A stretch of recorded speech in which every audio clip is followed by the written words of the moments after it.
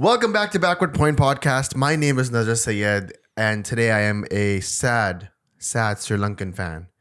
And even a sadder Pakistani cricket fan. With me is the most depressing of them all, Bashar Sayed. Welcome back to your podcast, Bashar. Thank you for having me. Sad day, building up to an even sadder day coming up. The context of this match and why it was so important was because Pakistan's semi-final qualifications was on the line. We were counting on our Sri Lankan brothers to beat New Zealand so that Pakistan, when they eventually beat England, hopefully, that's also a big if, Pakistan were to go through to the semifinals. But it seems like we were exactly stuck at the same place we were in the last ODI World Cup. If you recall, our last match against Bangladesh became a dead rubber because we were, virtually out of the tournament because of our run rate. We needed 300 runs to win in that match or something like that. Yeah, and it was so funny because there was a journalist who asked a question to Sarfraz. I was going to say that. Like, are you going to bat first, score 400 and get them out for like 300? And Sarfraz was like, nah. No, Sarfraz literally said, "Hum 500 marne ki koshish karenge." That we said we'll try to hit for 500, but the average is 280, 300, so we have to be realistic. So, I mean, it just goes to show from 92 to 2019, 2022, and now again 2023 World Cup. Here we are. I wanted to talk about how we were so delusional. Delulu. You pulled me into the dark side. What did I do? You were so delusional, and for a minute, this whole Qudrat nizam thing was going as planned. Like the script was being followed to the tongue. Bro, blame Mazhar Arshad for that Excel sheet that he had leaked on Twitter. Like Mazhar, people, there was this really nice edit of people like burning the Excel sheet. They're like, "That's it, it's over." Yeah, I mean, before we get this ball rolling, a metaphorical ball rolling, gotta thank our Patreon fans, bro. Our Patreon subs, they've sent in questions. We go to them when we need them, and they come to us when they need us. Patreon gang, we're gonna be including a lot of your questions because honestly, we don't know what to talk about today. Bashar wasn't even coming on the podcast. I had to drag him in. He was like, "Bro, kya fayda? What's there left to talk about?" And I'm like, "Bro, everything. What's the point of anything? Everything is left to talk about." So we're here. We're going to be doing our best to dissect this Sri Lankan game, and we're going to be doing our best to see if there still is any Delulu left in us to continue on. Discord fam, thank you very much for sticking around. I'm going to give a shout out to Arham, who actually was live streaming the game on the voice channels. I was with my kid. It was 3 a.m. He was awake. I couldn't go downstairs, turn on the TV. So I just had it on mute on my phone. So shout out to the Discord fam for that. If you guys want to join the Discord channels, links are below. If you want to join Patreon, links are below. If you guys are listening to us on Spotify, Apple Music, guys, don't forget to leave a review. It actually helps the algorithm push our podcast and push our stuff. So do that. And, I'm going to go right off the bat and give you the emoji of the day. Give me tears. Give me water. Give me crying There's emoji. multiple sad crying tears. Which one are you talking about? I'm talking about any emoji that has tears on it. It could even be laughing, crying tears. Laughing so hard that I'm crying tears because that's how I feel right now. Let's be more specific. I think there's one emoji where it's like you're crying, but the tears are filled in your eyes. They're not dropping yet. Oh, yeah. I like that one. They will drop on Saturday when Pakistan faces England. Why? Like, are we still remotely even considering that of a game? It's a dead rubber game, right? Done. In what world is Pakistan hitting 450 and getting them out on like 150, 180? There's already scorecards out there. Babar scores a double 100. Fakhar scores 100. And Shaheen takes 7 wickets. Hardest Stove takes 3 wickets. And Pakistan wins the match. And then who wakes up? Man, you guys are crazy, man. Some of the guys in the Discord, I'm seeing those chats and you guys are still hopeful. So I want to know what you guys are on. Let me know. After the World Cup is done, we're going to be starting an intervention for these people because they really need to have a sit down and show them the facts that this is the Pakistani team that you're backing up. I know that you're optimistic. I know that the fever and the fervor to actually win this thing is really high. But it's over. I want to literally put my hand on their shoulders and be like, and look them dead in the eye and tell them it's over. And then see how their spirits break. Because it's been too long. For us, it's been since 2003. Like we said many a times, that was the first World Cup that we watched together. We were kids. I was like 6, you were 4.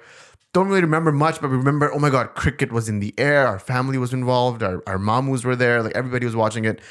From there, all the way to today. Can I give you a crazy stat? Let's go. Pakistan has only qualified for the World Cup semifinals twice since the 1992 World Cup win. Take that in. Let that sink in. Do you know what this does? It gives me a lot more respect for Shahid Afridi. It does. I saw this World picture. Cup, every passing World Cup, I'm like, yo, 2011 was different. Bro, bring back Abdul Rahman. Give me that Wahab Riaz who had a hairline. No, Wahab, what was Wahab doing? I'm still like pissed off about that. That one fifer from Wahab cost us 6-7 years of other fast bowlers coming in and going out. But you know, it was better than 2015 when we had Rahat Ali and Hassan Adil, rest in peace. And then 2019 we actually had a shot to claim it. I mean, most of these players that are playing in this World Cup played in 2019 World Cup, and some of them were on their peak, some of them were getting there. West Indies and Sri Lankan game cost us the points and the NRR, and now here we are again. So I don't know, man. I think we should dive deep into the game if you want to talk about it. Do you want to talk about it? Yeah, You can skip it. Obviously, no. I think we want to talk about the rain factor. How pre-game the rain was going to be such a huge element, and if it had rained out, it would have worked in favor of Pakistan because 1 point each. All Pakistan need to do is basically beat England, and you're through. So. Funnily enough, it did not rain. Like I think you mentioned, there was not a single drop of rain. We actually, funnily enough, we had one person on our Discord channel living in Bangalore. Shout out Rohit RNN. And giving us hour by hour updates of the weather. Love that guy. It was like having a reporter on ground. So respects to Rohit. But yeah, just no rain. And when I woke up, I watched the scorecard. And I couldn't believe that this Sri Lankan team, I could believe actually, that this Sri Lankan team crumbled.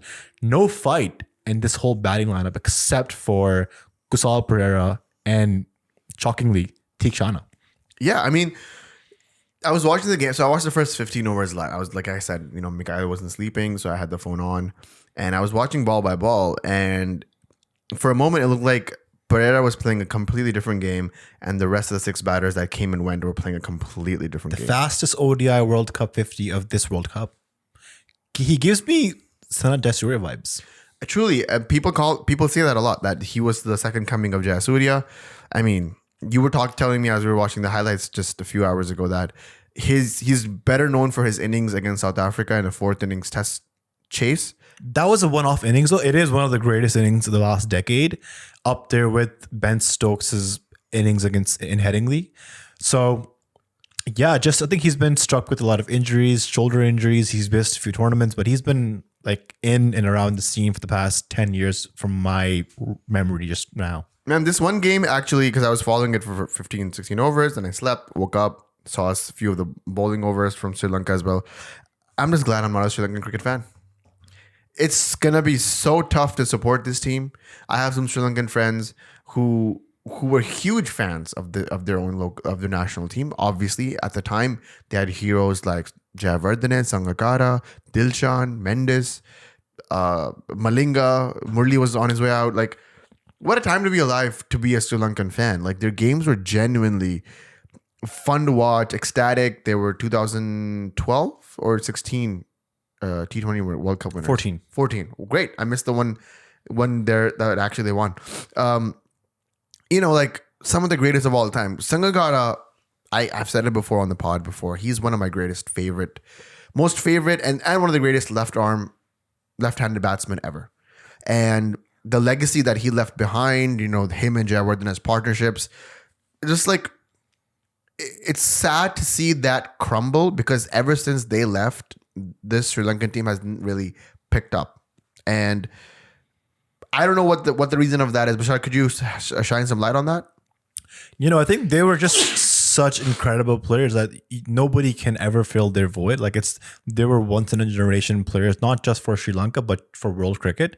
And I have the same story. With a few of my friends here in high school, they were huge fans of Sri Lankan cricket, but they followed the team because of those individuals like Dilshan, Sangakkara, Jayawardene, Malinga, Kulasekara, Murli. And ever since they left, there's just been constant chaos in Sri Lanka. Their captain, Shanaka, great captain, terrible player. And eventually, like midway through this World Cup, I don't know if he's actually injured or if he just stepped down as a player. So Kusal Mendes takes over as captain. So just lots going on within the Sri Lankan setup. Let me just tell you the run that Sri Lanka went on, right? 2007 ICC World Cup ODI final, 2009 T20 World Cup final, 2011 ICC ODI World Cup final, 2012 ICC T20 World Cup winners. No, 20. They lost to West Indies in the final. Oh, 2012. Sorry, my bad. So yeah, 12 they lost to West Indies in the final, and then 14 they won again. Yeah. Tell me that's not one of the most legendary runs in cricket in the, I don't know, like since Australia? Like they've been in contention on almost every single tournament. I would say it's quite similar to how New Zealand has done in the past few years. Yeah, I was just going to say, so that run from 2007 to 14, and then the 15 to 23 run that New Zealand's been on, crazy. Yeah, insane. Unsurmountable almost at some time. I mean, I guess it is surmountable because, New Zealand has yet to win a trophy and Sri Lanka just won that one.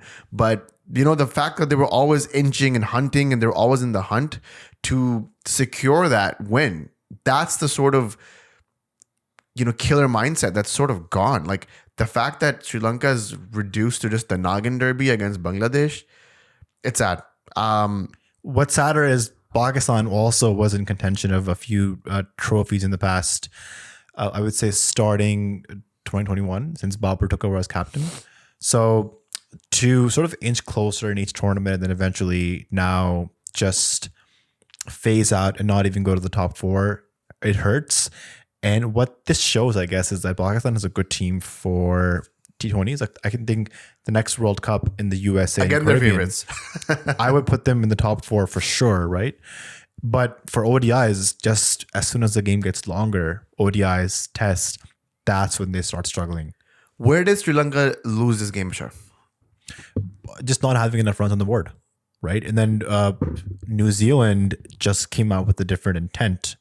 I think maybe they had the net run rate thing in hand because how they were playing, if they had won just by one run, that means that Pakistan would need to have beaten England on Saturday by 130 runs, is it? Yeah. So still a lot more doable than what 282 that they need. Exactly. So by winning this game comprehensively, they've basically secured a place in the semis for themselves. And we're gonna talk. Can we talk about the Sri Lankan batting lineup at all? Like, I felt like they were coming and going and coming and going. Nobody had any willpower to stay on the crease. They were edging everything. The way that Mendes went out, abominable. Like, even if that's a word, there's just completely totally unbearable. Totally unbearable. Totally, genuinely. And I was just like watching this thing, and I was like, man, I feel bad for Sri Lankan fans because they have to go through this. And then you hear that the whole board got fired 2 days ago, but then the Chief Justice of Sri Lanka was like, no, you got to reinstate that shit. Like a lot of turmoil is going on. If anything that we've learned about this tournament is that the board system in the subcontinent is messed up. Except for India, though. Except for India, because they're the richest solves of all time. And, money solves all the problems, bro. They say that money doesn't give you happiness, but it's easier to cry in a Ferrari than it is to cry in a Suzuki FX. Those are my Pakistani fans know what I'm talking about. So I feel like there's problems in the board as well, in the BCCI board. It has to be like, Jay Shah and all that, but it gets covered over because they're 8 for 8, Bashar. Like, who are you going to criticize? There's actually a comment here from Kavish from Patreon, and it's an interesting observation. It sort of goes in line with what we're talking about with respect to the Asian cricket boards and the teams not doing well aside from India. So Kavish says, Bangladesh failed miserably. Sri Lanka's cricket declining as well. Pakistan having a disappointing World Cup, and Afghanistan showing their positive development in cricket, but still looking for some consistency. What is going wrong for Asian teams in cricket, excluding India, obviously? Regarding that, Asia is the biggest market for cricket. It is a bit concerning. this World Cup was played in India, but New Zealand, South Africa, and Australia played better cricket in these conditions than Bangladesh, Sri Lanka, Pakistan, and Afghanistan. Great observation from Kavish. Yeah, I mean, Kavish always has the bangers in the Patreon chats and the questions he sends in. It's just simple. Like, they're the three teams that have already made it, and we can add New Zealand as well. They're focused. They know what they want. New Zealand has consistently made semifinals in the past 10 years. India has even consistently made semifinals. I know they haven't won anything, and it's hard for them to push the semifinals, and sometimes they lose in the finals. But they've been in the hunt, like we've talked about, like Sri Lanka has. Pakistan, 3 boards in the past 12 months, 3 chairmen in the past 12 months. Opposite BCB is 13 years. One guy is like ruling the whole thing. There's definitely priority. The priorities are skewed, is what I'm trying to say, right? The Pakistani board, I can speak of that a little bit more confidently because I follow Pakistani cricket a little bit more closely.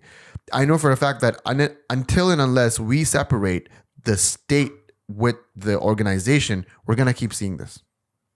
And I'm actually kind of upset about the whole situation because, you know, I'm not trying to be super political, but when Imran Khan, who is a former cricketer and a World Cup winner, came into power, I thought that was a no-brainer, that he was going to like separate the patronage from the PCB to the PM. But actually, he used that to his advantage. I think when he came in initially, he hired Ehsan Mani as chairman, and then he hired Ramiz Raja as a chairman. So and Imran Khan, it seemed like he wanted to implement the system that Australia has, or what the county system is, where they have like, you know, 6 or 8 teams, and then they have second 11s, and they have that structure trickles down. And the immediate criticism on Imran Khan and the cricket board at the time was that because they made cricket more competitive, the pool of players sort of shrunk from, I think, 400 or 500 or maybe even 1,000 to just 200 players. So the best 200 are playing against each other. That meant that a lot of the other players who rely on cricket being their bread and butter were now jobless. And that was a huge concern because your domestic or your first class players are not like, you know, because if you're playing cricket full time, you are foregoing your education. It's not like in England or Australia where you can do those things in parallel. A lot of the Pakistani players miss school. They give up on their education to pursue cricket full time. So when you do that and when you lose the access to playing cricket, you have no option but to start doing like odd jobs, you know, doing Ubers and Kareems and DoorDash, whatever the equivalent of DoorDash in Pakistan, it's like Food Panda. So that was a huge concern. And then now with Ramiz going, the new board coming in, they've brought in the old system back, and it just seems like it's chaos. But the first thing I would ever do if I come near the PCB ever is to separate it from the government because of how uncertain the government or the government situation in Pakistan is. That just reflects back to the PCB. Yeah, and then there's no merit to the PCB chairman. It's just whoever is in power wants to, you know, instill whoever they want. Reward your friends. Yeah, reward your friends type situation. And that is the reason that Pakistani cricket is failing. Like that I can definitely comment on. I guess it's the same in the BCB. It's the same in Sri Lankan cricket. It's just a shame if these nations took their cricket a little bit more seriously, they would have been in the top. Like that's one of the criticisms I have of the Bangladesh team is like, you've been a full member for so many years. You should be in contention for every single trophy like Sri Lanka has been. And especially the conditions, these are their home conditions. Like they should be dominating. And yet they didn't even know who their captain was a couple of days before they were flying out. It's stuff like that that's sad and annoying and bothersome. I also think that a lot of these countries have their own leagues now, and that's what they're focused on. The BPL, the Lanka Premier League, the PSL. Stuff like that is really taking away focus from international cricket, especially long form cricket. And as we all know, long form cricket, it can only be sustained by people or teams that are actually good. You know, in short form cricket, you can have moments where Netherlands beat South Africa. I mean, they kind of did that in the long form as well. So, you know, kudos to Netherlands.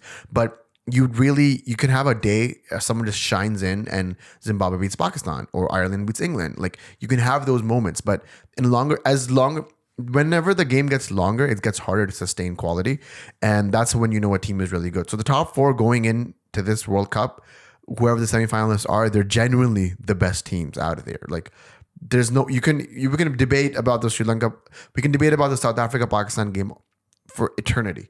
What would have happened if that was, that was given out? Pakistan would have had 2 more points.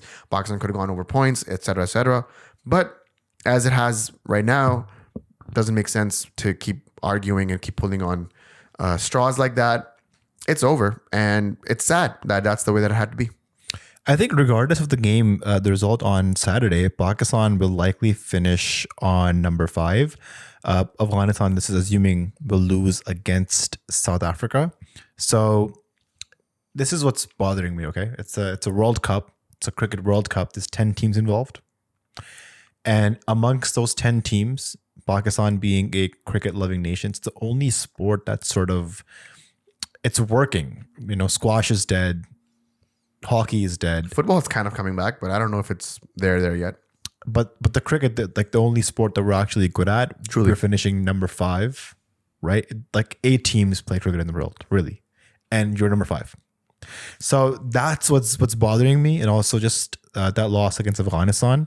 If they had won that, I think they would have still gone through. This is barring the win against South Africa that could have been. So also frustrating at this point. But I just hope they win against England, finish on a high note, and I guess whenever they come back, we'll see what happens. There's going to be probably lots of shifts and moves are moving around. Nizam has already resigned as a chief selector because there's a investigation going around regarding a company that he has and a conflict of interest. So that's ongoing. We'll take a few more questions. Shazzy has expressed his disappointment about the rain. And honestly, Shazzy, I'm there with you, but come on. You can't... If the team is depending on rain to make sure that they qualify, come on. The whole Qudrat nizam thing was fun. It's great banter to have, but it's not realistic. And not a single drop of rain, Shazzy. So, the tears were in our eyes, but not on the field. Afghanistan and South Africa have come back to haunt us big time. Will this squad be the same for the next T20 World Cup, or do you see a major change? After all, most of the TV experts keep saying this is a T20 team, which is why we haven't played well in this World Cup. Yeah, it's likely. I mean, see, whenever the technical committee sat with Babar, the coach, and the selector, the chairman basically gave Babar and team the liberty and confidence to pick whatever team they wanted. That's where you see Babar picking Nawaz, the match winner, Shadab, the all-rounder, and other people that he believed in. Once they flopped, and once, I hate to be saying this, but once Babar will eventually lose his captaincy, you will see a change in personnel within the team, the leadership. Every captain who wants to come in has a different mindset. He wants different kind of players in the team. So there will likely be lots of shuffling around. But I hope, the positives for Pakistan, like even Taimur Khan here, they was mentioning, was it Taimur Khan? There was somebody mentioning that, we have players like, it's Arham actually, Arham Alam.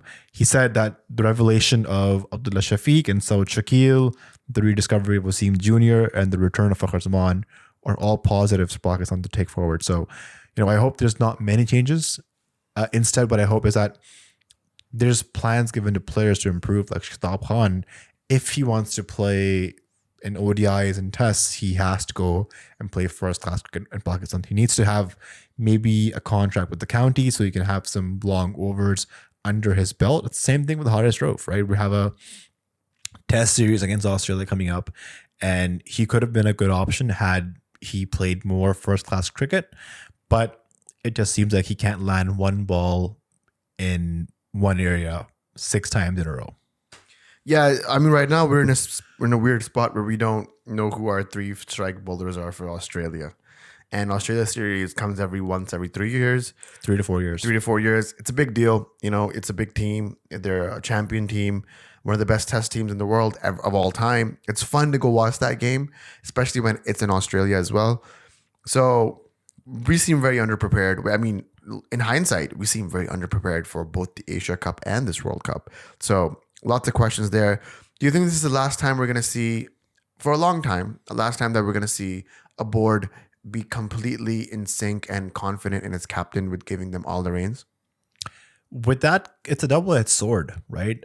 I'm always in favor of the captain having the power. But it's been a while since we've seen that. Maybe even Shahid Hafidi didn't have this kind of command in the 2011 World Cup. Like if he did, I'm pretty sure Shoaib Akhtar would have played that semifinal in 2011. But Babar has had all the reins. He wanted to play whoever he wanted to play for the past 24 months at least. And I at least personally don't see the board trusting a captain like that anymore for a while. Uncle Ben once said, with great power comes great responsibility. Rest in peace, Uncle Ben. And Babar Azam has had great power. And with that comes the responsibility of coming out and accepting his mistakes on the media. And whenever this World Cup finishes, Babar comes back, I want to see a press conference where he accepts all of those mistakes.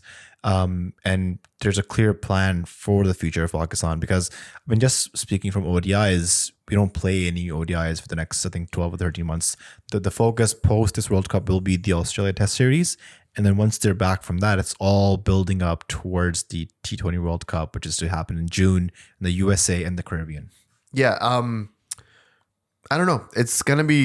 We're definitely going to be talking more about Babar's performance individually, captaincy, and era as soon as we get the news. And I'm pretty sure I'd be surprised if we didn't get the news. But if that press conference does happen, Bashar, I would love to see him actually come out and take ownership. And if I see a convincing argument, I don't even mind seeing him fall through till the Australia series. I think you'll have to continue with him till the Australia series, because I don't know, man, it's going to be tough. Like, who do you make test captain? Because Rizwan was the vice captain, but then Sarfaraz performed. So Sarfaraz was sort of back in the team in the place of Rizwan. But I'm thinking something, okay? I'm thinking about how on Saturday it might be the last time that Babar Azam leads his team on the field. It's been a great run for Babar Azam as a captain. I mean, we don't know what's going to happen post World Cup, but just assuming shit's going to go down, it's been a great run under Babar. And Pakistan, it started with the World Cup in the way where Pakistan cruised through the playoffs, and that genuinely felt like a World Cup winning team, and such a sad event for them to lose against Australia.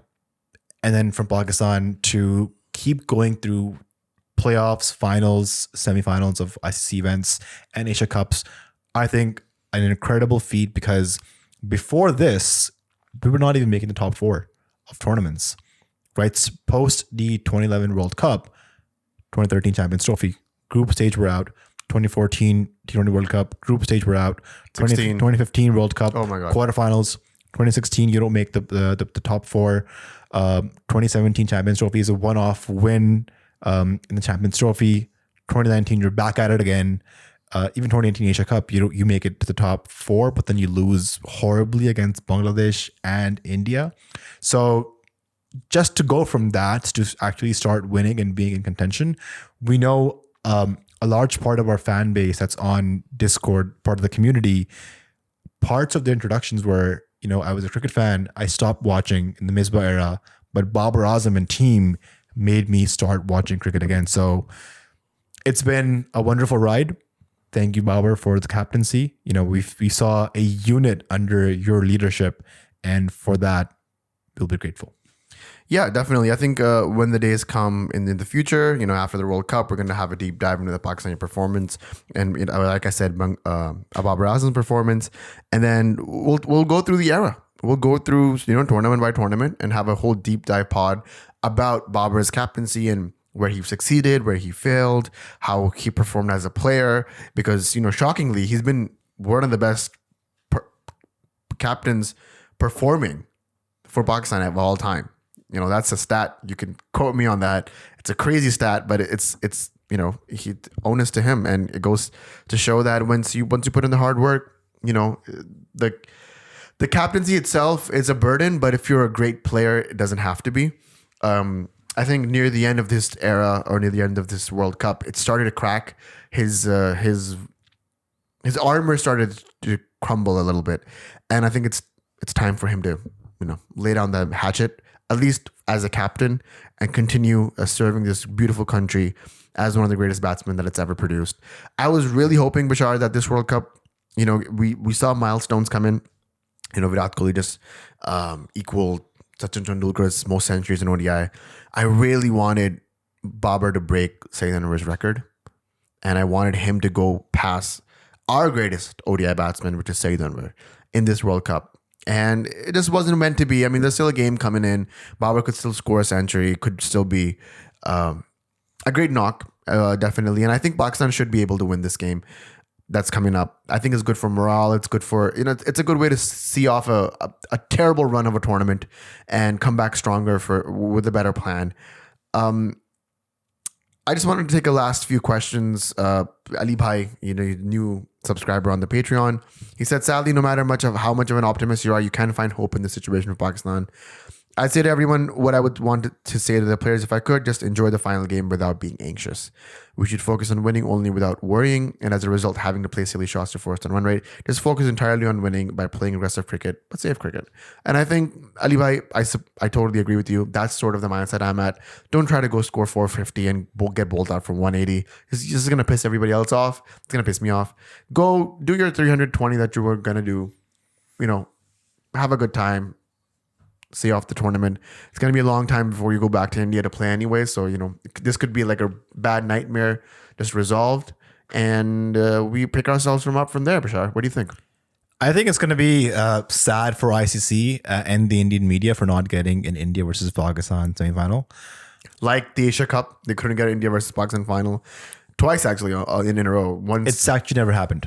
It's never happened, but recently it was sort of formulated in a way that we'd get that. And first time India choked, second time Pakistan choked.